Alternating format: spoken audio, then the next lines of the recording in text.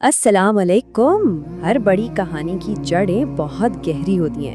آج ہم ایک ایسی ہی شخصیت کے بارے میں جانیں گے جن کا تعلق سیدھا نبی اکرم صلی اللہ علیہ وسلم کے خاندان سے ہے۔ یہ کہانی ہے ایک نانا کی، ایک ایسی میراث کی جو نبوت کے نور سے روشن ہوئی۔ تو سوال یہ پیدا ہوتا ہے کہ نبی اکرم صلی اللہ علیہ وسلم کے نانا کون تھے؟ یہ صرف ایک نام کا سوال نہیں ہے، بلکہ یہ اس پوری میراث کو سمجھنے کی چابی ہے جو ہمیں ان تک پہنچاتی ہے۔ اور اس سوال کا جواب ہمیں ایک ایسے پاکیزہ نسب کی طرف لے جاتا ہے جس کی ہر کڑی میں ہی شرافت اور عزت تھی۔ چلیں اس عظیم شخصیت کی کہانی کو ذرا تفصیل سے دیکھتے ہیں۔ تو یہ ہے وہب بن عبد مناف، سیدہ آمنہ کے والد، یعنی نبی اکرم صلی اللہ علیہ وسلم کے نانا، اور اپنے وقت میں قریش کے ایک بڑے سردار۔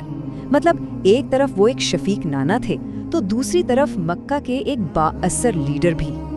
لیکن نبی اکرم صلی اللہ علیہ وآلہ وسلم کے نانا ہونے کے عظیم شرف سے پہلے وہب بن عبد مناف آخر تھے کون؟ ان کی اپنی کیا حیثیت تھی اور اپنے قبیلے میں انہوں نے کیا مقام حاصل کیا تھا؟ ان کی زندگی کا سفر دیکھیں تو وہ لگ بھگ 500 عیسوی میں مکہ کے معزز قبیلہ قریش میں پیدا ہوئے۔ جوانی میں ہی ان کی ایمانداری کے چرچے شام اور یمن جانے والے تجارتی قافلوں میں عام ہو گئے، اور پھر اپنی قائدانہ صلاحیتوں کی وجہ سے وہ اپنے قبیلے یعنی بنو زہرہ کے سردار بن گئے۔ اچھا، یہ بنو زہرہ کون تھے؟ دیکھیے، یہ قریش کا کوئی معمولی قبیلہ نہیں تھا، بلکہ مکہ کے سب سے اہم اور بااثر قبیلوں میں شمار ہوتا تھا۔ ان کی خاص پہچان ان کی حکمت، سمجھداری اور تجارت میں کمال کی مہارت تھی، اور وہب اسی عظیم قبیلے کے لیڈر تھے۔ ان کی شخصیت کی بنیاد چند بڑی خوبیوں پر تھی، جیسے وہ جھگڑوں میں انصاف کرنے کے لیے مشہور تھے، ان کی سخاوت کی تو مثالیں دی جاتی تھیں، اور بات چیت میں ان جیسا ماہر کوئی نہیں تھا۔ ان کی پکی ایمانداری اور فضول خرچی سے دوری نے انہیں سب میں خاص مقام دیا تھا۔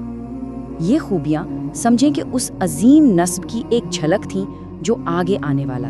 ایک سردار کے طور پر ان کا اثر صرف اپنے قبیلے تک نہیں تھا، وہ دارالندوہ کا بھی حصہ تھے، جو سمجھیں کہ اس وقت مکے کی پارلیمنٹ تھی۔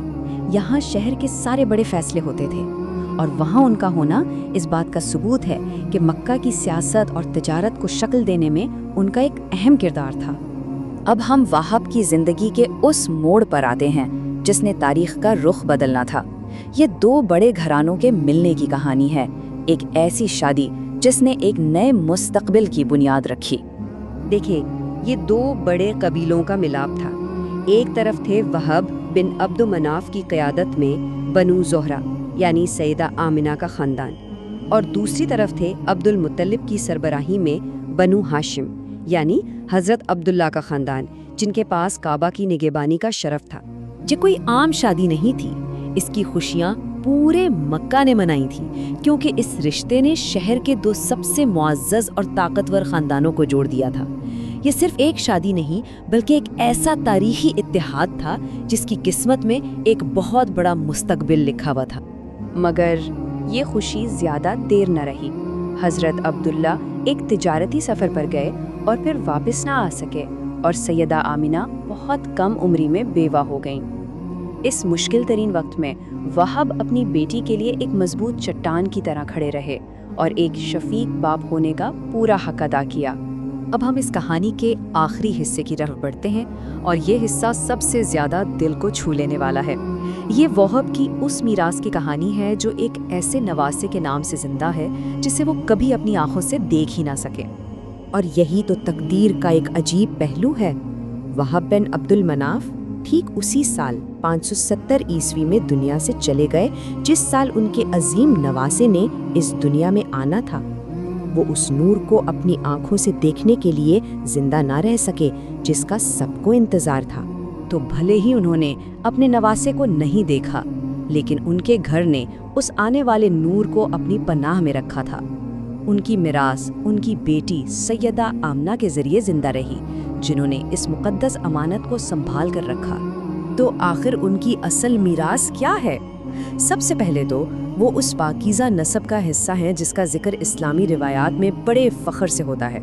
انہی کے ذریعے نبی اکرم صلی اللہ علیہ وسلم کا تعلق بنو زہرہ جیسے با اثر قبیلے سے جڑا۔ پھر اسی قبیلے سے اسلام کو حضرت سعد بن ابی وقاص جیسے عظیم صحابی ملے، اور سب سے بڑھ کر یہ کہ فتح مکہ کے بعد خود نبی اکرم صلی اللہ علیہ وسلم نے اپنے ننیال یعنی بنو زہرہ کو خاص عزت دی، اور یوں اپنے نانا کے خاندان کا سر فخر سے بلند کیا۔ وہب کی یہ کہانی ہمیں ایک گہرے سوال پر چھوڑ جاتی ہے، شرافت اور نیکی کی میراث نسل در نسل کیسے سفر کرتی ہے، یہاں تک کہ اندیکھے رشتوں میں بھی۔ یہ تقدیر اور نسب کے ان مقدس دھاگوں کی کہانی ہے جو وقت اور فاصلوں کے باوجود ہمیشہ جڑے رہتے ہیں۔